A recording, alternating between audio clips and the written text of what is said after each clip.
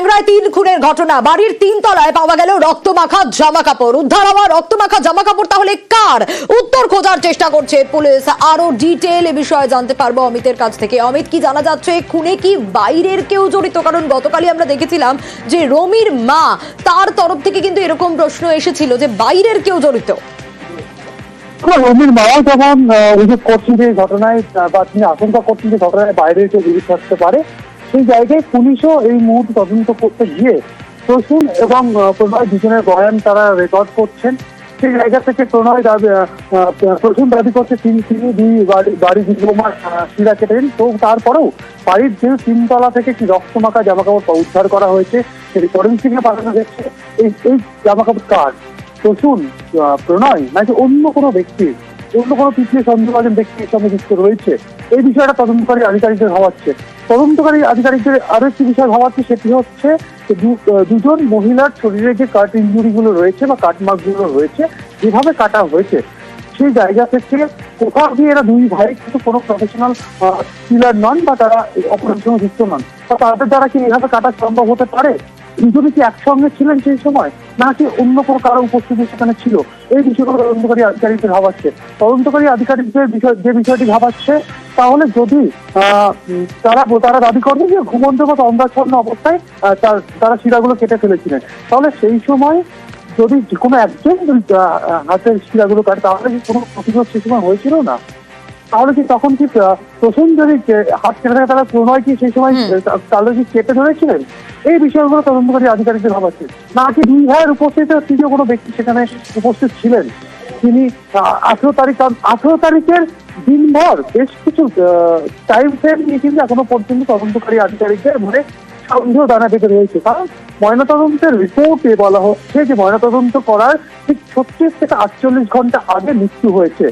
এবং ময়নাতদন্ত এটাও উল্লেখ করা হচ্ছে যে মৃত্যুর ঠিক 3 থেকে 6 ঘন্টার খাবার খেয়েছেন বা খাবার তারা খেয়েছিলেন। প্রসূন এবং প্রণয়ের যে স্টেটমেন্ট, তারা বলছে 17 তারিখ রাতে তারা ঘুমের ওষুধ মেশানো পায়ে খাইয়েছিলেন বা খেয়েছিলেন। 17 তারিখ রাতে হলে তাহলে কিন্তু 3 ঘন্টা বা 6 ঘন্টা পরে যদি মৃত্যু হয়, তাহলে কিন্তু সেটা হচ্ছে 18 তারিখ সকালে বা সকালের দিকে। কিন্তু ময়নাতদন্তের রিপোর্ট এটাও বলছে যে কোথাও গিয়ে 48 ঘন্টা আগে যদি ধরা হয়, তাহলে হচ্ছে মঙ্গলবার দুপুর, অর্থাৎ আমি কোথাও গিয়েছিল ঘুমের ওষুধ বা ওই জাতীয় কোনো কিছু মেশানো হচ্ছিল ব্রেকফাস্টে না দুপুরের লাঞ্চে।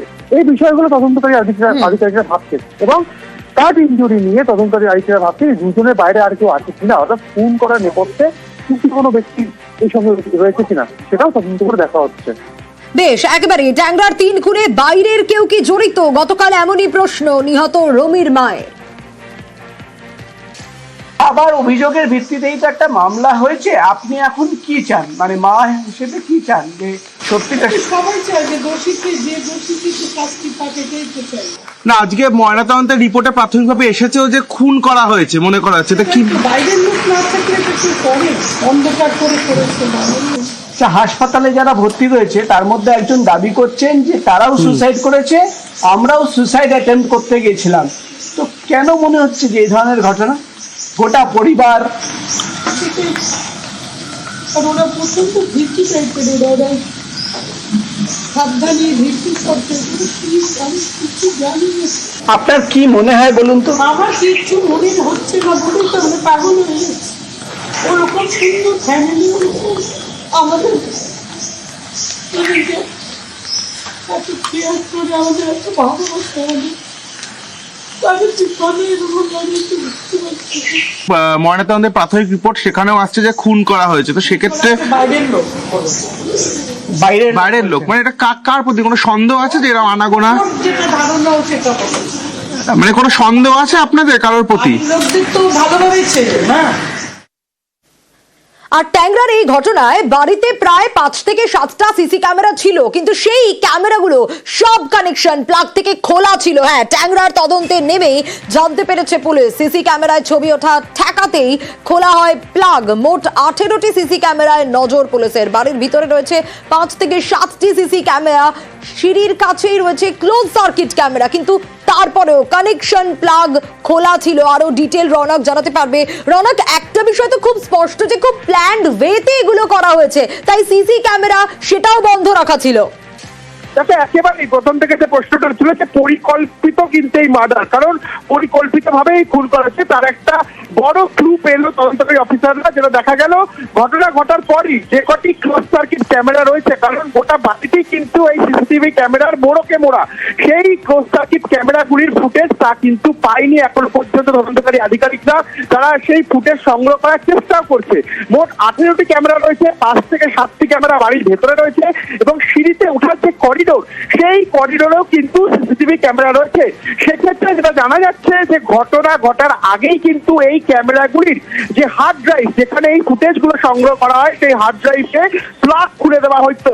সেক্ষেত্রে তারা হয়তো জানতো, যারা এই খুন করেছে তারা হয়তো জানতো পরবর্তীকালে এই সিসিটিভি ক্যামেরা ফুটেজ দেখেই কার্যত পরিষ্কারভাবেই বোঝা যাবে কিভাবে খুন করা হয়েছে বা কারা এর পেছনে জড়িত, সেই বিষয় তারা জানতো বলেই হয়তো এই পরিকল্পিতভাবেই সিসি ক্যামেরাগুলির ফুটেজ যাতে যারা তদন্তকারী আধিকারিকরা না পায় তার কারণেই কিন্তু হার্ড ড্রাইভ থেকে সেই প্লাগ খুলে দেওয়া হয়েছে।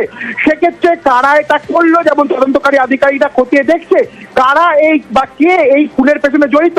সেক্ষেত্রে এই সিসিটিভি ক্যামেরার এভিডেন্স কিন্তু অত্যন্ত গুরুত্বপূর্ণ ছিল তদন্তকারী আধিকারিকদের কাছে এবং সেই এভিডেন্স নষ্ট করার জন্যই কিন্তু প্লাগ খুলে দেওয়া হয়েছে। যদি এখনো তদন্তকারী আধিকারিকরা চেষ্টা করছে যদি এই সিসিটিভি ক্যামেরা ফুটেজ পাওয়া যায় এবং এই ফুটেজ পেলেই কাজে যে ধোঁয়াশা, সেই ধোঁয়াশা কিছুটা হলেও পরিষ্কার হবে এবং একেবারে এই এভিডেন্সে ভিত্তি করে একেবারেই রওনক। এবং এই 3 খুন নিশ্চিত হওয়ার পর এবারে গ্রেপ্তারের প্রস্তুতিও পুলিশের। ময়নাতদন্ত রিপোর্টে স্পষ্ট যে 2 বউ ও মেয়েকে ঠান্ডা মাথায় খুন করা হয়েছে। আরো ডিটেইল রওনকের কাছ থেকেই জানবো। রওনক, এই যে ঠান্ডা মাথায় খুন করা হলো, কিন্তু এখনো তো অনেকগুলো প্রশ্নের উত্তর অধরা রয়েছে। 2 বউ ও মেয়ের খুনে কার কি ভূমিকা রয়েছে, এছাড়াও তো আরো নানা প্রশ্ন ঘোরাফেরা করছে যেগুলোর জট খুলতে চাইছেন তদন্তকারীরা। তাকে একেবারেই গতকালকের যে ময়নাতদন্তের প্রাথমিক রিপোর্ট, সেটা কিন্তু নিশ্চিত হওয়া গেছে যে সুদেষ্টা দে, রবি দে এবং নাবালিকা তাদেরকে কিন্তু খুন করা হয়েছে। সেক্ষেত্রে দুভাবে মানে 2টি পর্যায়ে এই ঘটনাটি ঘটেছে।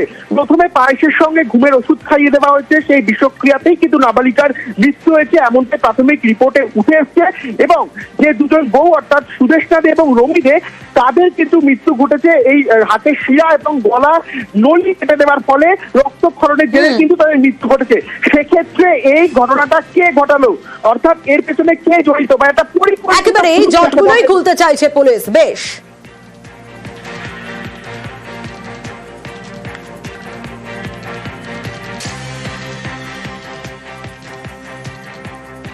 আর একের পর এক তথ্য উঠে আসছে টাঙ্গাইল খুনের তদন্তে। এবার নতুন ক্লু পেল পুলিশ। দে পরিবারের বাজারে কোটি কোটি দেনা। কত দেনা? 15 থেকে 20 কোটি টাকা দেনা।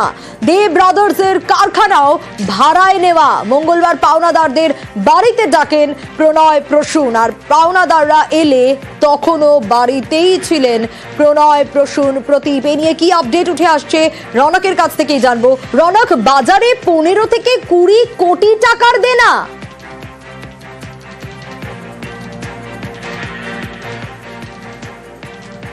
রৌনকের কাছে আসবো, তবে তার আগে আরো একবার জানাই, ট্যাংরায় খুনের তদন্তে নেমে এবার নতুন ক্লু পেল পুলিশ। কি ক্লু? না, বাজারে দেনার কথা উঠে আসছিল, কিন্তু সেই দেনার পরিমাণ কত?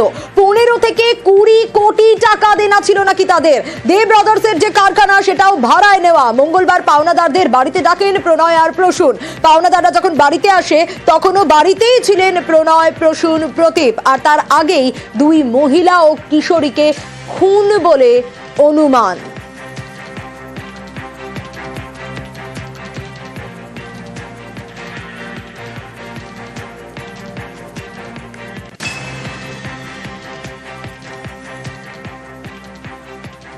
আর খুন নিশ্চিতের পর গ্রেপ্তারির প্রস্তুতি। হাসপাতালেই প্রণয় প্রসূনকে জিজ্ঞাসাবাদের প্রস্তুতি। হাসপাতালে ট্যাংরা থানার ওসি, ডাক্তারদের ছাড়পত্র মিললেই জিজ্ঞাসাবাদ শুরু হবে।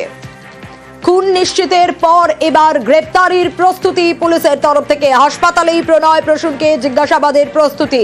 হাসপাতালে ট্যাংরা থানার ওসি, ডাক্তারদের ছাড়পত্র মিললেই জিজ্ঞাসাবাদ। কারণ ইতিমধ্যেই যা রিপোর্ট এসেছে, পোস্টমর্টমের রিপোর্ট, ময়নাতদন্তের রিপোর্টে খুন নিশ্চিত, আর তারপরে এবার পুলিশ গ্রেপ্তারির জন্য প্রস্তুতি নিচ্ছে। হাসপাতালেই প্রণয় প্রসূনকে জিজ্ঞাসাবাদের প্রস্তুতি। হাসপাতালে পৌঁছন ট্যাংরা থানার ওসি, আর ডাক্তারদের ছাড়পত্র মিললেই শুরু হবে জিজ্ঞাসাবাদ।